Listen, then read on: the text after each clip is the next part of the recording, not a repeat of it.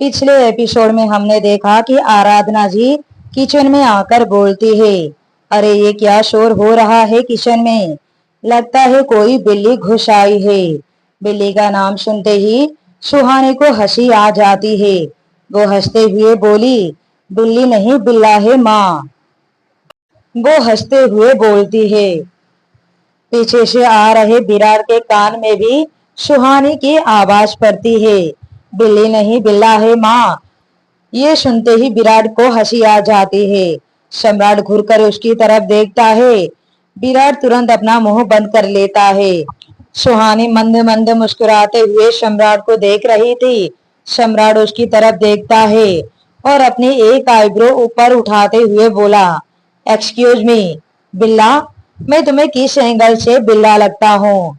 सुहानी अपनी हंसी कंट्रोल करते हुए बोली, सॉरी सॉरी, एक्चुअली बिल्ला नहीं बागर बिल्ला।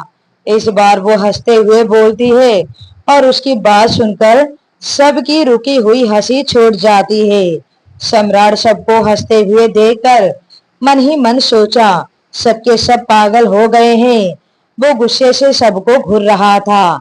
देख रही हो माँ, अपनी लाडली बहू की हरकत, मुझसे कुकिंग करवा रही है, वो भी सजा के तौर पर। सम्राट लगभग सुहानी की शिकायत करते हुए बोलता है।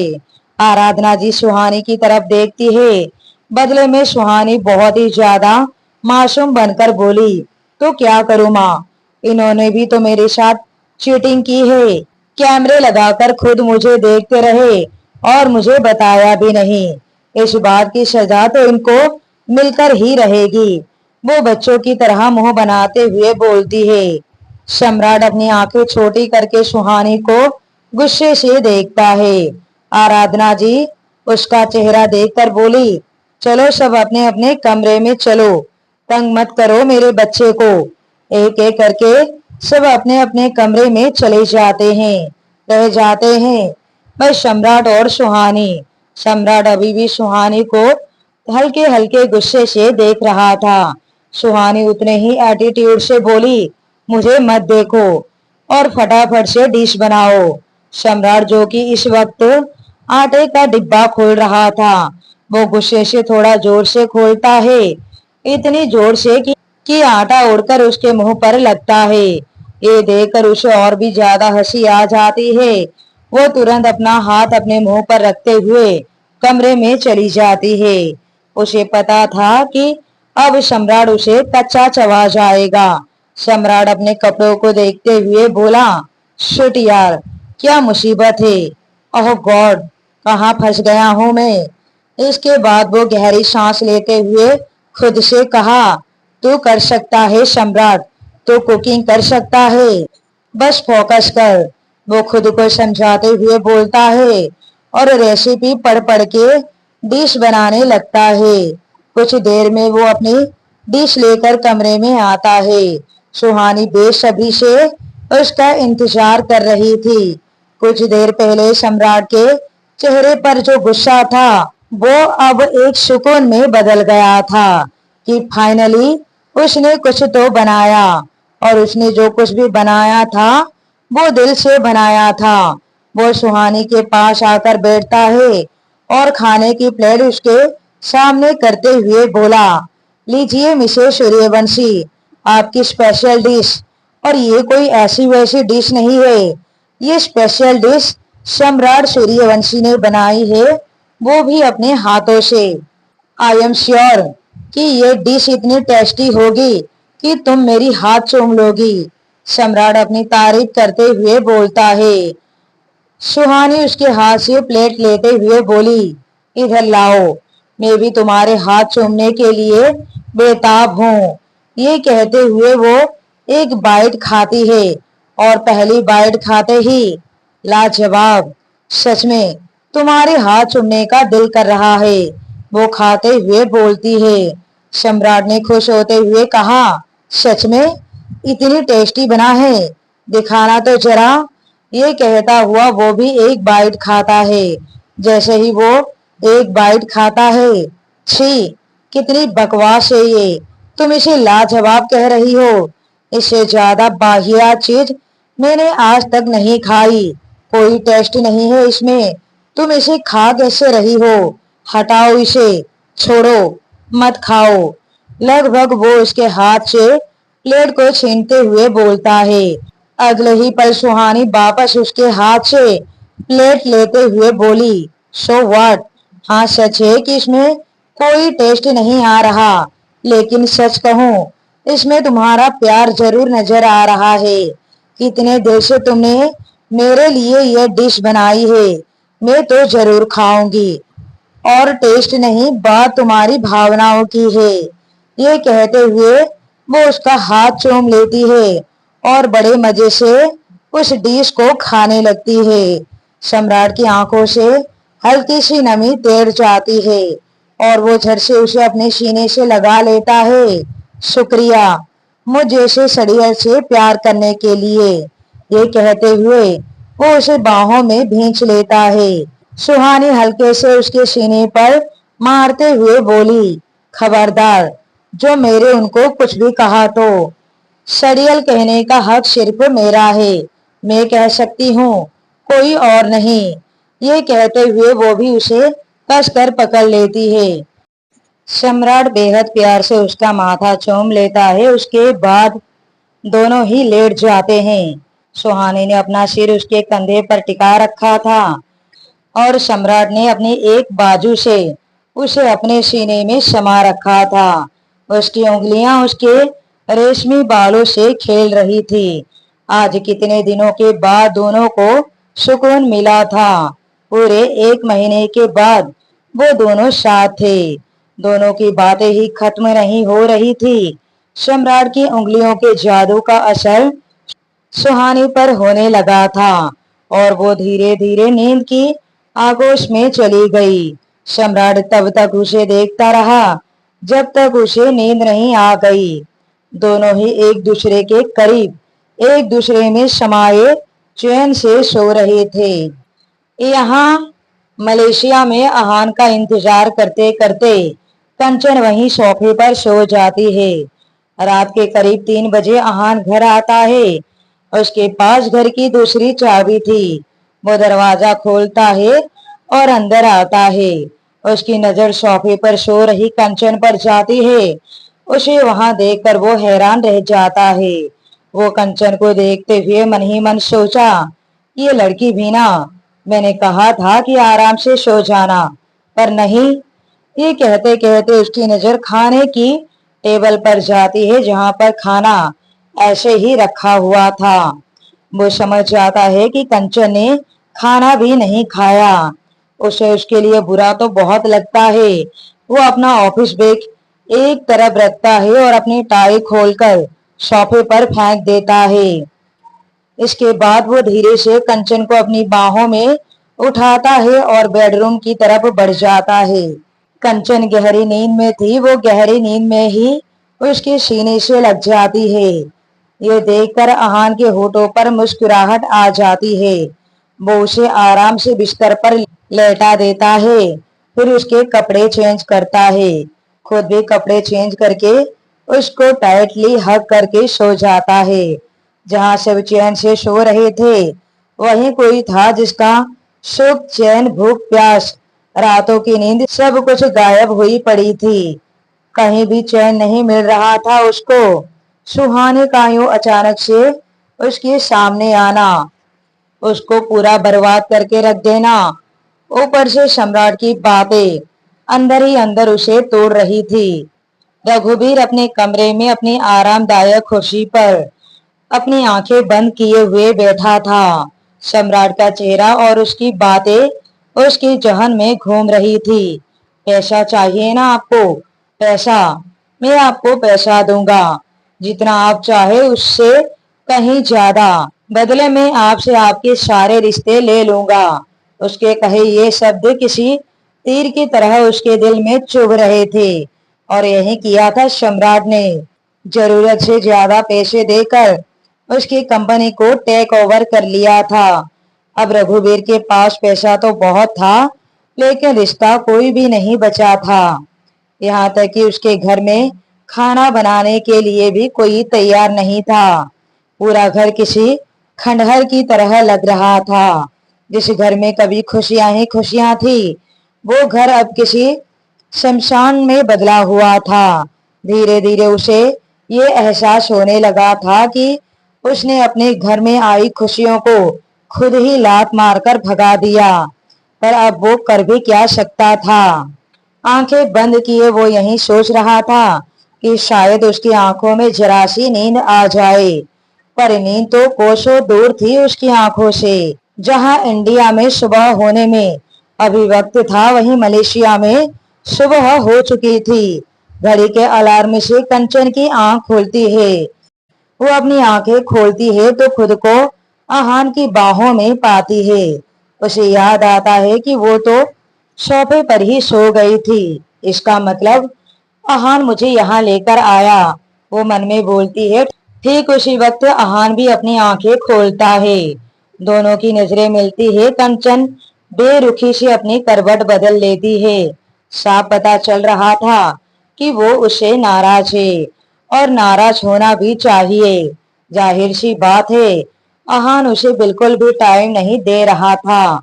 उसका गुस्सा देखकर आहान मन ही मन हंस पड़ता है। वो पीछे से उसे बाहों में भरते हुए बोला, क्या बात है, मेरी कंचन को गुस्सा भी आता है? ये बात तो मुझे आज पता चली। कंचन उसका हाथ पीछे झटकते हुए बोली, कोई जरूरत नहीं इतना ज्यादा लाड़ प्यार जताने की। जाओ तुम, तुम्हारा ऑफिस का समय हो रहा है, अपनी मीटिंग करो तुम बस। वो बहुत ज्यादा बेरुखी से बोल रही थी। आहान वापस उसे अपनी बाहों में भरते हुए बोला, ओहो, इतना गुस्सा, इतनी नाराजगी, इतना गुस्सा करोगी तो मैं बेचारा तो डर ही जाऊंगा ना। वो उसके गालों को चूमते हुए बोलता है। कंचन वापस उसे पीछे धकेलते हुए बोली, स्टॉप इट आहान, तुम्हें क्या लगता है बच्ची हूं मैं जो तुम्हारी इन हरकतों से मान जाऊंगी? पहले वादा करो, बाद में उसे पूरा मत करो। फिर कोई नाराज हो तो आ जाओ उसे चिकनी चुपड़ी बातें करके मनाने के लिए। कंचन जो दिल में आए बस वो बोले जा रही थी। उसे गुस्सा भी बहुत आ रहा था। अहान उसका ये रूप देखकर हैरान हो गया था। अच्छा बाबा, कान पकड़कर माफी मांगता हूँ। Sorry sorry sorry. और आज कोई ऑफिस नहीं, कोई मीटिंग नहीं, आज का सारा दिन तुम्हारा, बस तुम और मैं। ये कहते हुए वो उसे अपने सीने से सटा लेता है। कंचन अपनी नाराजगी भरी नजरें ऊपर करके उसकी तरफ देखते हुए बोली, फिर से वादा कर रहे हो तोड़ने के लिए? आहान उसके गाल खींचते हुए बोला, अरे बाबा छोड़ो तुम्हें समझाना बेकार है। ये कहता हुआ वो उसे अपनी गोद में उठाता है, फिर वॉशरूम में लेकर चला जाता है। अगले ही पल दोनों शावर के नीचे भीग रहे थे। कंचन कुछ कहने के लिए अपना होठ हिलाती है, पर इससे पहले ही आहान अपने होठ उसके होठों पर रखकर उसकी आवाज बंद कर देता है और उसे डीप किस करने लगता है। कंचन की आंखें खुद ब खुद बंद हो जाती है और उसके हाथ उसकी पीठ पर कस जाते हैं। कुछ देर के बाद वो दोनों रेडी हो गए थे और बाहर जाने के लिए तैयार थे। आहान आज कंचन के साथ पूरा दिन बाहर घूमने वाला था। कंचन ने बेबी पिंक कलर की एक ड्रेस पहनी हुई थी। बालों को खोलकर कंधे पर एक साइड किया हुआ था। हाथ में एक ब्रांडेड पर्स और दूसरे हाथ में आहान का हाथ। हल्के मेकअप में वो बहुत अच्छी लग रही थी। सबसे ज्यादा खुशी तो उसे इस बात की थी कि आहान उसकी फीलिंग को समझा। वो आज पूरा दिन उसके साथ रहने वाला है। उसकी ये खुशी छुपाए नहीं छुप रही थी। उसे खुश देखकर आहान भी बहुत खुश था। वो उसे गाड़ी में बैठाता है, फिर खुद जाकर ड्राइविंग सीट पर बैठकर गाड़ी स्टार्ट करके वहां से निकल जाता है। यहाँ इंडिया में सुबह हो गई थी। सुहानी आराम से सम्राट की बाहों में सो रही थी। उसका बिल्कुल भी मन नहीं था उठने का। ना वो खुद उठ रही थी, न सम्राट को उठने दे रही थी। सम्राट उसे 2-3 बार उठा चुका था, पर मजाल है जो वो उसकी बात सुन ले। सम्राट फिर से उसे उठाता है। क्या है सम्राट, तुम्हें सुबह सुबह भी चैन नहीं है? सो जाओ आराम से और मुझे भी सोने दो। ये कहते हुए वो उसे और भी कस कर पकड़ लेती है। हद करती हो तुम यार, तुम्हें सोना है तो तुम सो जाओ, पर मुझे तो उठने दो, मुझे ऑफिस के लिए देर हो रही है। ये सुनते ही सुहानी अपनी आंखें खोलती है और सम्राट को घूरते हुए बोली, जब तुम्हें पता है कि मैं तुम्हारे बिना नहीं सो पाऊंगी, इसलिए तुम इतना भाव खा रहे हो ना, ज्यादा नखरे नहीं कर रहे हो तुम आजकल। वो मुंह बनाते हुए बोलती है। ये कहकर वो अपने पेट पर अपना हाथ रखते हुए बोली, एक बार मेरी बेबी को आने दो, इसके बाद तो मैं तुम्हें पूछूंगी भी नहीं। हाँ, सड़ियल कहीं के। उसकी बातें सुनकर सम्राट का मुंह खुला का खुला रह जाता है। वो मन ही मन बोला, वाह, क्या बेबी मिली है मुझे। हे भगवान, मेरी बेबी मुझ पर ही जाए, ना कि अपनी माँ पर। वो मन ही मन भगवान से प्रार्थना कर रहा था। सुहानी अभी भी मुंह खुलाकर उसकी तरफ पीठ करके लेटी हुई थी। सम्राट उसकी हरकतों पर मन ही मन मुस्कुरा उठता है। अगले ही पल वो उसे बाहों में भरते हुए बोला, ठीक है मिसेस सम्राट सूर्यवंशी, अगर आप यही चाहती हैं कि हम सारा दिन आपको ऐसे ही अपनी बाहों में भरकर यूं ही आराम करते रहे तो यही सही, मुझे कोई प्रॉब्लम नहीं है, पर एक शर्त है। सुहानी अपनी एक आईब्रो ऊपर उठाते हुए उसकी तरफ देखती है जैसे पूछ रही हो, क्या? बाहर से चाहे माँ बुलाए या पापा बुलाए या और कोई बुलाए, अब उठकर बाहर नहीं जाएगी। वो मंद मंद मुस्कुराते हुए बोलता है। सुहानी सब समझ रही थी कि सम्राट ऐसा क्यों कह रहा है। आखिर ऐसा तो नहीं हो सकता ना कि वो सारा दिन कमरे में रहे और किसी के बुलाने पर बाहर ना जाए। अगले ही पल वो उसके पेट पर कोहनी मारते हुए बोली, शैतानी दिमाग कहीं के, दूर हटो तुम। इतना कहकर वो उठती है और अपने खुले बाल को बांधते हुए वॉशरूम चली जाती है। सम्राट आराम से बिस्तर पर पैर फैलाते हुए बोला, तुम्हें ठीक करने के थोड़े बहुत आइडिया तो मुझे भी आने लगते हैं, मेरी आइटम बीबी।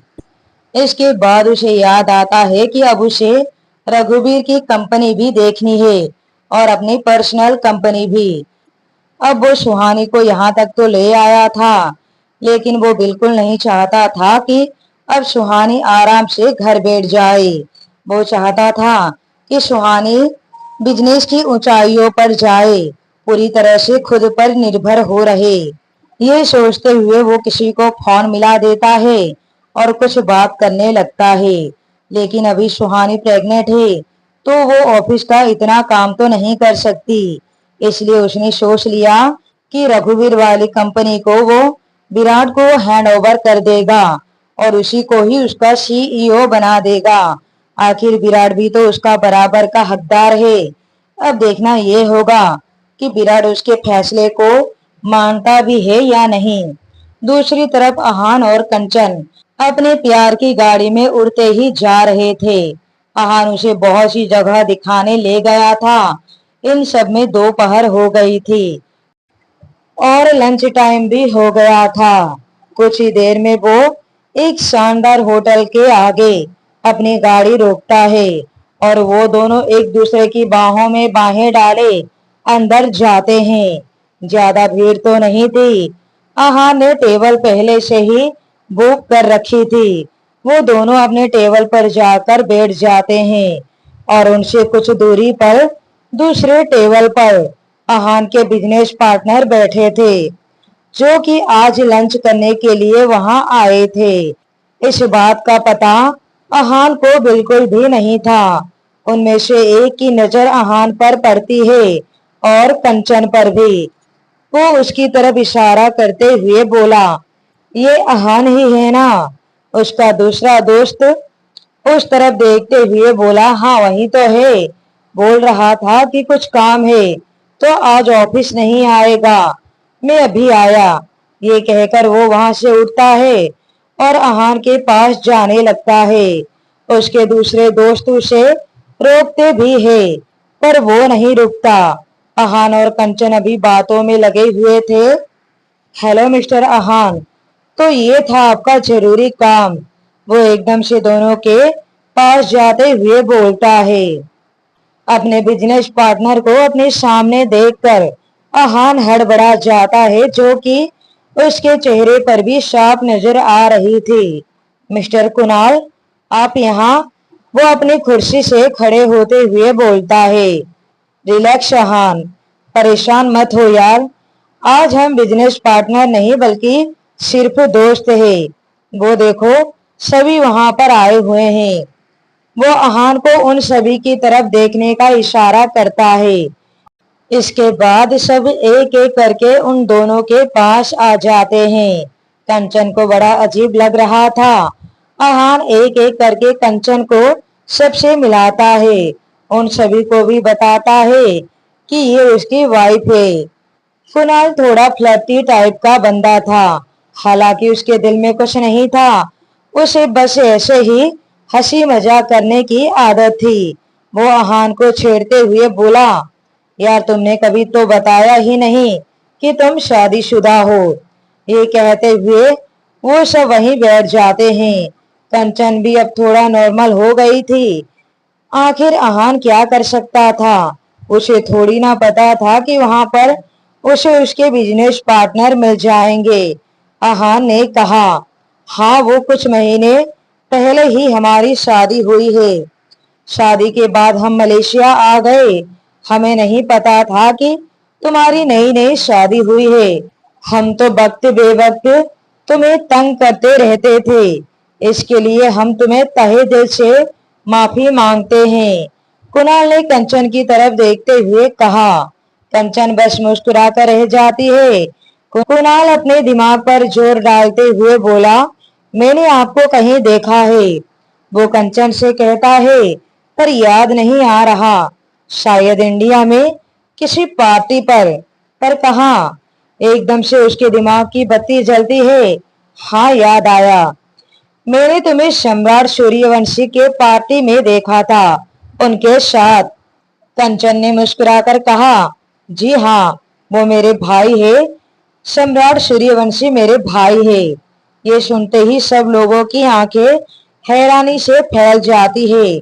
सम्राट सूर्यवंशी, जिसे दुनिया जानती है, जो बिजनेस की दुनिया का सबसे ऊंचा सितारा है, और कंचन उसकी बहन, और आहान उसकी बहन का हस्बैंड। इसके बावजूद आहान अपना मलेशिया में खुद का बिजनेस सेट कर रहा है। यही बात सबको हैरान कर रही थी। इतने में सबका ऑर्डर आता है। सब साथ में बात करते हुए खाने लगते हैं। बीच बीच में कुणाल कंचन के साथ हंसी मजाक भी कर रहा था, साथ ही साथ आहान के साथ भी। आहान कुणाल को अच्छे से समझता था कि वो ऐसा ही है, उसका नेचर जानता था वो। लेकिन कंचन को वो बिल्कुल भी पसंद नहीं आ रहा था। वो बहुत ज्यादा इरिटेट हो रही थी।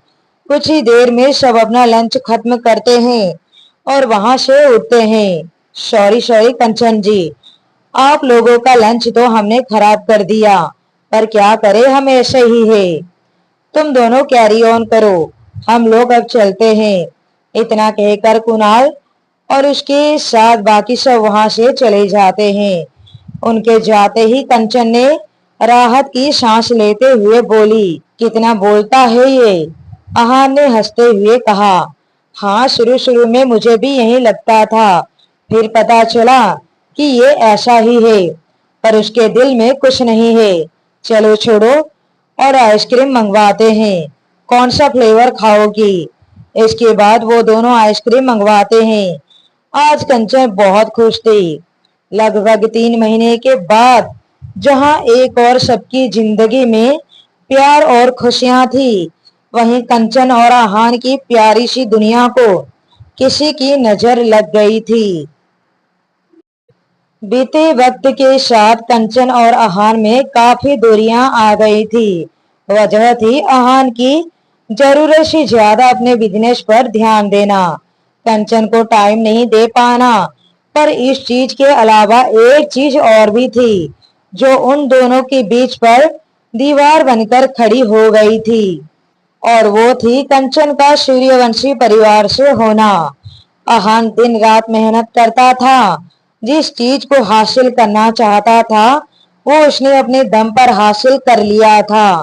पर जब से ये बात बाहर निकली थी कि उसकी वाइफ सम्राट सूर्यवंशी की बहन है, तब से उसकी मेहनत किसी को नजर नहीं आई।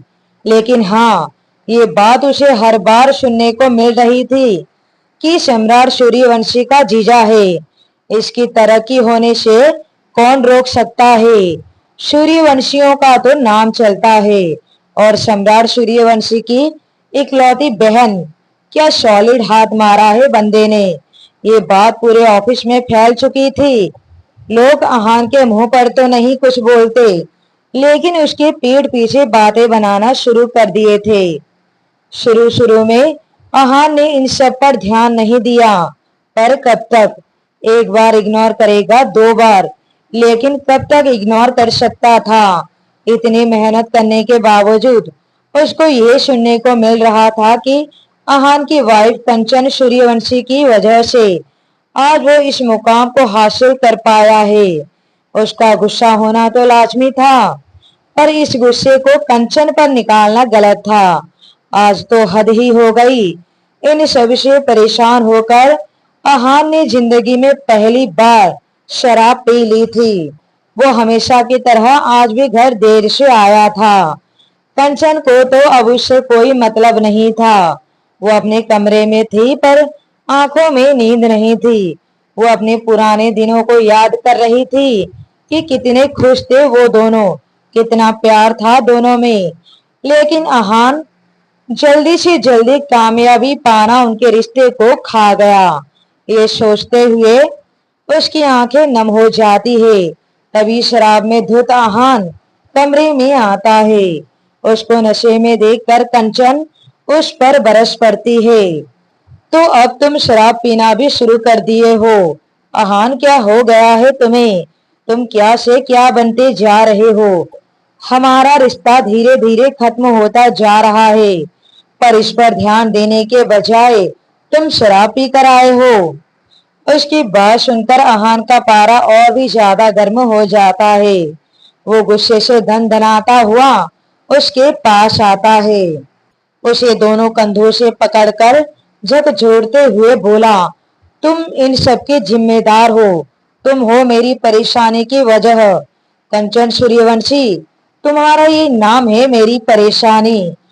मेरे मेहनत को तुम्हारे नाम के साथ जोड़ा जा रहा है। मैंने बोला था ना तुमसे कि मुझे मेरी मेहनत के दम पर कुछ करने दो, अपना नाम बनाने दो, इसके बाद हम शादी करेंगे।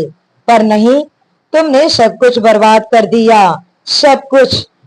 पता नहीं तुम मेरी जिंदगी में आई ही क्यों। उसकी बातें सुनकर कंचन की आंखों से आंसू बहने लगते हैं। उसे तो यकीन नहीं हो रहा था कि ये वही आहान है जिसे उसने कभी प्यार किया था।